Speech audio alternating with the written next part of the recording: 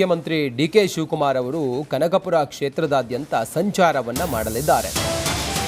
ಇನ್ನೇನು ಕೆಲವೇ ಹೊತ್ತಿನಲ್ಲಿ ಅವರು ಸದಾಶಿವನಗರದಿಂದ ಮೆಟ್ರೋದಲ್ಲಿ ಹೋಗ್ತಾರೆ.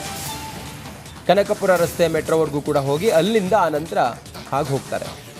ಡಿ.ಕೆ. ಶಿವಕುಮಾರ್ ಅವರು ಕನಕಪುರ ರೌಂಡ್ಸ್ ಮಾಡ್ತಾರೆ. ಡಿ.ಕೆ. ಸಿಎಂ ಆದ ಬಳಿಕ ಮೊದಲ ಭೇಟಿ ಇದು ಕನಕಪುರಕ್ಕೆ, ತಮ್ಮ ಕ್ಷೇತ್ರಕ್ಕೆ. ಸಿಎಂ ಡಿ.ಕೆ.ರಿಂದ ಕೃತಜ್ಞತಾ ಸಮರ್ಪಣಾ ಪ್ರವಾಸ ಇವತ್ತು ನಡೀತಾ ಇದೆ. ಕನಕಪುರ ಜನತೆಗೆ ಧನ್ಯವಾದವನ್ನು ತಿಳಿಸ್ತಾರೆ ಡಿ.ಕೆ. ಶಿವಕುಮಾರ್. ಕನಕಪುರ ಕ್ಷೇತ್ರದ 20 ಗ್ರಾಮಗಳಿಗೆ ಡಿ.ಕೆ. ಶಿವಕುಮಾರ್ ಅವರು ಇವತ್ತು ಭೇಟಿಯನ್ನು ಕೊಡ್ತಾ ಇದ್ದಾರೆ. ಬೆಳಿಗ್ಗೆ 10 ಗಂಟೆಯಿಂದ ರಾತ್ರಿ 8 ಗಂಟೆವರೆಗೆ ಕ್ಷೇತ್ರ ಸಂಚಾರವನ್ನು ಮಾಡ್ತಾರೆ. ಇಡೀ ದಿನ ಇವತ್ತು ತಮ್ಮ ಕ್ಷೇತ್ರದಲ್ಲೇ ಇರ್ತಾರೆ.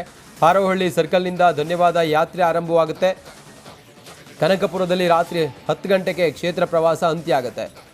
ಬೆಳಿಗ್ಗೆ 10 ಗಂಟೆಯಿಂದ ಇನ್ನೊಂದು ಕೆಲವೇ ಹೊತ್ತಿನಲ್ಲೇ ಒಂದು ಅರ್ಧ ಗಂಟೆ ಇದೆ ಶುರುವಾದರೆ, ಆನಂತರ ರಾತ್ರಿ 10 ಗಂಟೆ ಬಳಿಕ ಬೆಂಗಳೂರಿಗೆ ವಾಪಸ್ ಆಗ್ತಾರೆ ಡಿ.ಕೆ. ಶಿವಕುಮಾರ್.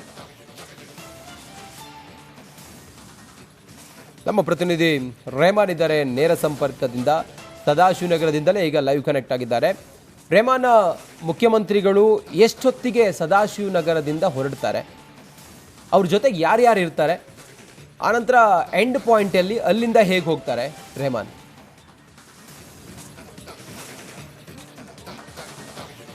ಎಸ್ ರಂಜಿತ್, ಇವತ್ತು ಇಡೀ ದಿನ ತಮ್ಮ ಮತಕ್ಷೇತ್ರ ಅಂತ ಅಂದರೆ ಹಳೆ ಮೈಸೂರು ಭಾಗ ಏನಿದೆ ಆ ಕಂಪ್ಲೀಟ್ ಆಗಿ ಅಂದರೆ ಬೆಂಗಳೂರು ದಕ್ಷಿಣ ಕ್ಷೇತ್ರದ ತಮ್ಮ ಒಂದು ಮತಕ್ಷೇತ್ರಗಳಿಗೆ ಇವತ್ತು ಪ್ರವಾಸವನ್ನು ಹಮ್ಮಿಕೊಂಡಿದ್ದಾರೆ. ಅಂದರೆ ತಮ್ಮ ಮತದಾರರಿಗೆ ಕೃತಜ್ಞತಾ ಸಮರ್ಪಣವನ್ನು ಸಲ್ಲಿಸುವಂಥ ನಿಟ್ಟಿನಲ್ಲಿ ಇವತ್ತು ಇಡೀ ಕಾರ್ಯಕ್ರಮವನ್ನು ಹಮ್ಮಿಕೊಂಡಿದ್ದಾರೆ. ಇನ್ನೇನು ಕೆಲವೇ ಕ್ಷಣಗಳಲ್ಲಿ ಡಿ.ಕೆ. ಶಿವಕುಮಾರ್ ಅವರು ತಮ್ಮ ಸದಾಶಿವನಗರದ ನಿವಾಸದಿಂದ ಏನು ವಿಧಾನಸೌಧದ ಮೆಟ್ರೋ ಸ್ಟೇಷನ್ವರೆಗೂ ಹೋಗ್ತಾರೆ. ಅಲ್ಲಿ ಮೆಟ್ರೋ ನಿಲ್ದಾಣದ ಮೂಲಕ ಮೆಟ್ರೋ ಮೂಲಕ ಮೆಜೆಸ್ಟಿಕ್ಕಿಗೆ ಹೋಗಿ ಮಾರ್ಗ ಬದಲಾವಣೆ ಆಗುತ್ತೆ. ಮೆಜೆಸ್ಟಿಕ್ನಲ್ಲಿ ಮಾರ್ಗ ಬದಲಾವಣೆ ನಂತರ ಅಲ್ಲಿ ಹಸಿರು ಮಾರ್ಗದ ಮೂಲಕ ನೇರವಾಗಿ ಕನಕಪುರ ರಸ್ತೆಯ ರೇಷ್ಮೆ ಸಂಸ್ಥೆಯ ಮೆಟ್ರೋ ನಿಲ್ದಾಣದವರೆಗೂ ಕೂಡ ಅವರು ಮೆಟ್ರೋ ಬಳಕೆಯನ್ನು ಮಾಡ್ತಾರೆ. ಈಗಾಗಲೇ ಕೂಡ ಸಾಕಷ್ಟು ಜನ ಅಭಿಮಾನಿಗಳು ಸದಾಶಿವನಗರದ ನಿವಾಸದತ್ತ ಬಂದಿದ್ದಾರೆ. ಅಂದರೆ ಡಿ.ಕೆ. ಶಿವಕುಮಾರ್ ಅವರಿಗೆ ಶುಭಾಶಯವನ್ನು ಕೋರಲಿಕ್ಕೆ ತುಂಬ ಅಂದರೆ ಡಿ.ಕೆ. ಶಿವಕುಮಾರ್ ಅವರ ನಿವಾಸದ ಸುತ್ತ ಈಗಾಗಲೇ ಕೂಡ ಅಭಿಮಾನಿ ಬಳಗ ಬಂದಿದೆ.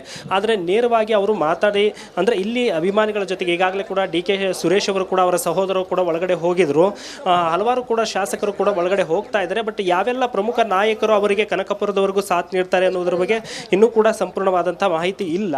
ಬಟ್ ಆದರೆ ಕನಕಪುರ ರಸ್ತೆಯವರೆಗೂ ಕೂಡ ರೇಷ್ಮೆ ಸಂಸ್ಥೆಯವರೆಗೂ ಕೂಡ ಅವರು ಮೆಟ್ರೋ ನಿಲ್ದಾಣವನ್ನು ಬಳಕೆ ಮಾಡ್ತಾ ಇದ್ದಾರೆ. ಅಂದರೆ ಟ್ರಾಫಿಕ್ ಸಮಸ್ಯೆನ ಅಂದರೆ ಬೈ ರೋಡ್ ಮೂಲಕ ಹೋದರೆ ತುಂಬ ಒಂದು ಲಾಂಗ್ ಜರ್ನಿ ಆಗುತ್ತೆ, ಟ್ರಾಫಿಕ್ ಸಮಸ್ಯೆ ಆಗುತ್ತೆ. ಝೀರೋ ಟ್ರಾಫಿಕ್ ಮಾಡೋದ್ರ ಮೂಲಕ ಜನರಿಗೆ ಸಮಸ್ಯೆ ಆಗುತ್ತೆ ಅನ್ನುವಂಥ ನಿಟ್ಟಿನಲ್ಲಿ ಅವರು ಅಂದರೆ ಮೆಟ್ರೋವನ್ನು ಬಳಕೆ ಮಾಡ್ತಾ ಇದ್ದಾರೆ. ವಿಧಾನಸೌಧದಿಂದ ಮೆಜೆಸ್ಟಿಕ್ಕಿಗೆ ಹೋಗಿ ಅಂದರೆ ವಿಧಾನಸೌಧದಿಂದ ಏನು ನೇರಳೆ ಅಂದರೆ ಪಿಂಕ್ ಬಣ್ಣದ ಒಂದು ಮಾರ್ಗವನ್ನು ಹೋಗಿ ಅಲ್ಲಿ ಮೆಜೆಸ್ಟಿಕ್ನಿಂದ ಕನಕಪುರ ರಸ್ತೆಯ ರೇಷ್ಮೆ ಸಂಸ್ಥೆಯವರೆಗೂ ಕೂಡ ಹಸಿರು ಮಾರ್ಗದ ಮೂಲಕ ಅವರು ಮೆಟ್ರೋ ಮೂಲಕ ಪ್ರಯಾಣವನ್ನು ಬೆಳೆಸ್ತಾರೆ. ಅಲ್ಲಿಂದ ನಂತರ ಹಾರೋಹಳ್ಳಿ ಕ್ರಾಸ್ಗೆ ಹೋಗಿ ಅಲ್ಲಿ ಕೃತಜ್ಞತಾ ಸಮಾರಂಭದಲ್ಲಿ ಅವರು ಭಾಗಿಯಾಗ್ತಾರೆ. ಅಲ್ಲಿಂದ ತಮ್ಮ ಮತದಾರರಿಗೆ ಅಂದರೆ ಹಳೆ ಮೈಸೂರು ಭಾಗದಲ್ಲಿ ಅವರಿಗೆ ಒಂಥರ ಜಿದ್ದಾಜಿದ್ದಿ ಅಂತಲೇ ಹೇಳ್ಬೋದು. ಅಲ್ಲಿ ಪಕ್ಷೇತರವಾಗಿ ನಿಂತು ಗೆಲ್ಲಿಸಿರುವಂಥ ಕ್ಷೇತ್ರಗಳದು. ಆ ಸಂದರ್ಭದಲ್ಲೇ ಕೈ ಹಿಡಿದಿದ್ದಾರೆ ಪಕ್ಷೇತರವಾಗಿ. ಹಾಗಾಗಿ ಅಲ್ಲಿಂದ ಅವರು ರಾಜಕೀಯ ತಿರುವು ನೆಕ್ಸ್ಟ್ ಲೆವೆಲ್ಗೆ ತೆಗೆದುಕೊಂಡು ಹೋಗಿರುವಂಥ ಒಂದು ಕ್ಷೇತ್ರ ಆಗಿದೆ. ಹಾಗಾಗಿ ತಮ್ಮ ಮತದಾರರಿಗೆ ಒಂದು ಕೃತಜ್ಞತಾ ಸಮರ್ಪಣವನ್ನು ಸಲ್ಲಿಸುವಂಥ ನಿಟ್ಟಿನಲ್ಲಿ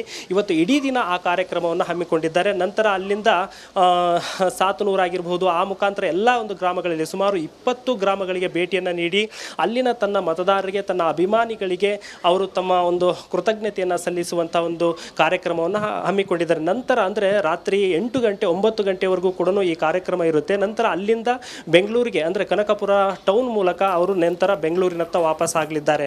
ರಂಜಿತ್, ರೆಹಮಾನ್, ಅದರ ಜೊತೆಯಲ್ಲಿ ಈ ಹಿಂದೆ ಕೂಡ ಮೋದಿ ಮಿತವ್ಯಯ ಮಾಡಿ ಮೆಟ್ರೋ ಬಳಕೆ ಮಾಡಿ ಸಾರ್ವಜನಿಕ ಸಾರಿಗೆಯನ್ನು ಬಳಕೆ ಮಾಡಿ ಅನ್ನುವಂಥದ್ದನ್ನು ಹೇಳಿದಂಥ ಸಂದರ್ಭದಲ್ಲಿ ಅನೇಕರು ಇದನ್ನು ಮಾದರಿಯಾಗಿ ತಗೊಂಡ್ರು, ಅನೇಕರು ಇದನ್ನೇ ಫಾಲೋ ಕೂಡ ಮಾಡಿದ್ರು. ಈಗ ಡಿ.ಕೆ. ಶಿವಕುಮಾರ್ ಕೂಡ ಇದನ್ನು ಮಾಡ್ತಾ ಇರೋದ್ರಿಂದ ಒಂದು ಸ್ಟ್ರಾಂಗ್ ಮೆಸೇಜ್ ಅಂತೂ ಜನರಿಗೆ, ಅದರ ಜೊತೆಯಲ್ಲಿ ಇತರ ಅಧಿಕಾರಿಗಳಿಗೂ ಕೂಡ ಪಾಸ್ ಆಗುವಂತಿದೆ. ಏನು ಹೇಳ್ತೀರಿ?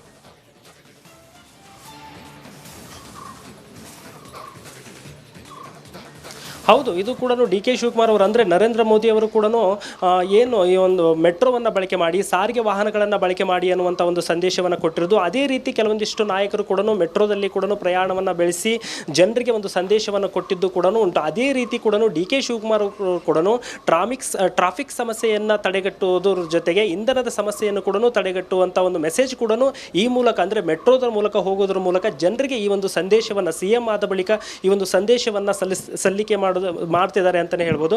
ಮತ್ತು ಎಲ್ಲದಕ್ಕಿಂತ ಹೆಚ್ಚಾಗಿ ಅದರಲ್ಲೂ ಕೂಡ ಒಂದು ಲಾಂಗ್ ಜರ್ನಿ ಆಗುತ್ತೆ. ಅಂದರೆ ವಿಧಾನಸೌಧದ ಒಂದು ಅಂದರೆ ತಾವು ಏನು ವಿಧಾನಸೌಧದ ಮೂಲಕ ಏನು ಮೆಜೆಸ್ಟಿಕ್ಗೆ ಹೋಗ್ತಾರೆ, ಮೆಜೆಸ್ಟಿಕ್ ಮೂಲಕ ಹಸಿರು ಮಾರ್ಗದ ಮೂಲಕ ಅವರು ಕನಕಪುರ ರಸ್ತೆ ರೇಷ್ಮೆ ಸಂಸ್ಥೆ ಮೆಟ್ರೋ ನಿಲ್ದಾಣದವರೆಗೂ ಹೋಗೋದ್ರಿಂದ ತುಂಬ ಒಂದು ಲಾಂಗ್ ಜರ್ನಿ ಆಗುತ್ತೆ.